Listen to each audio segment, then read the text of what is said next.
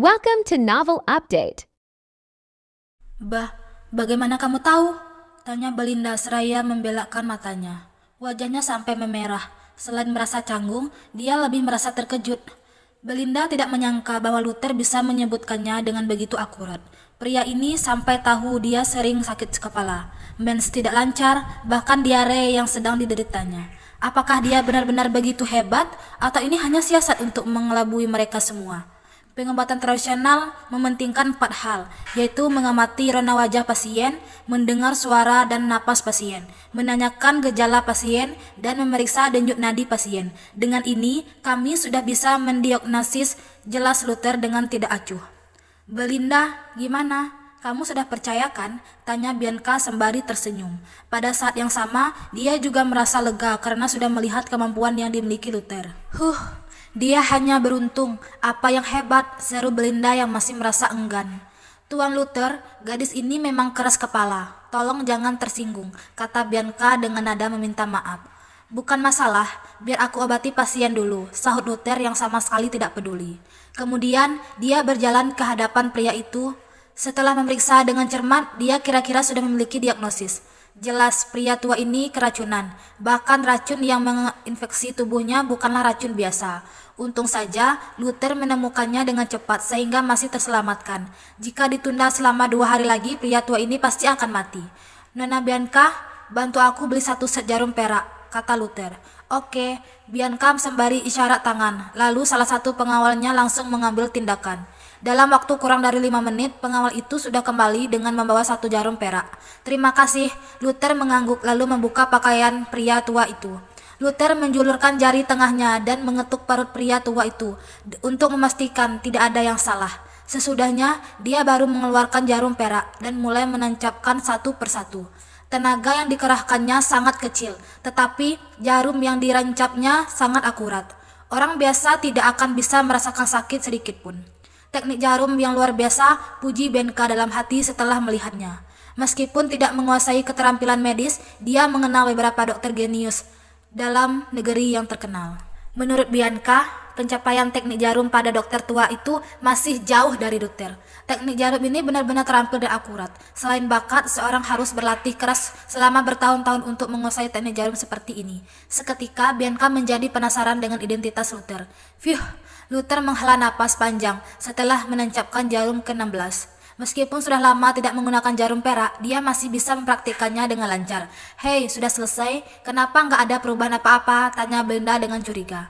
Ada racun di tubuh kakekmu. Racun itu nggak bisa dinetralkan dengan mudah. Butuh 2 jam kalau ingin melihat hasil yang jelas. Selama 2 jam ini, jarum perak nggak boleh dicabut atau akibatnya akan sangat buruk, ujar Luther untuk memperingatkannya. Cih, siapa yang tahu kamu serius atau hanya penipu kami? Balas Belinda dengan cemberut. Belinda, tegur Bianca seraya memelototinya. Aku mau ke toilet dulu, kalian jaga pasien baik-baik, pesan Luther. Kemudian dia langsung keluar dari bangsal. Begitu Luther keluar, sekelompok dokter berjas putih langsung masuk dengan panik. Mereka adalah dokter elit rumah sakit ini. Salah satu pria yang pemimpin adalah seorang pria parubaya berkepala botak. Siapa kalian? Tanya Belinda sambil melipat tangan di depan dadanya. Namaku Toby. Aku adalah direktur rumah sakit ini sekaligus profesor akademik kedokteran. Aku mendapat perintah dari Pak Andre untuk mengobati Tuan Jericho. Jawab pria parubaya itu untuk memperkenalkan diri. Wah, kamu Profesor Toby yang terkenal itu. Dokter paling hebat yang diakui seluruh Jeloam. Tanya Belinda dengan terkejut dan gembira. Pujian Nona berlebihan. Aku tidak berani mengaku sebagai dokter terhebat, sahut Toby dengan angkuh. Profesor Toby, kamu datang tepat waktu. Bantu aku periksa kondisi kakekku. Belinda buru-buru membuka jalan. Dibandingkan dengan Luther yang masih begitu muda, dia tentu lebih mempercayai profesor rumah sakit. Ya, biar ku periksa dulu. Toby mengangguk. Begitu tiba di depan ranjang pasien dan melihat, dia sontak mengernyit dan memaki. Siapa yang menancapkan jarum ini? Sembarangan sekali. Setelah mengatakan itu, Toby hendak mencabut semua jarum tersebut. Sebentar, Bianca bergegas menghentikan saat melihat situasi ini. Kenapa? Tanya Toby dengan kesal. Profesor Toby, aku sudah menyuruh orang untuk mengobati kakekku. Dokter itu mengatakan kakekku keracunan dan jarum perak tidak boleh dicabut untuk sementara waktu ini. Kalau tidak, kondisinya akan sangat berbahaya, jawab Bianca. Omong kosong, Toby mendengkus dingin, lalu membantah. Kalau jarum perak saja bisa menyembuhkan pasien, untuk apa kami belajar ilmu medis di luar negeri?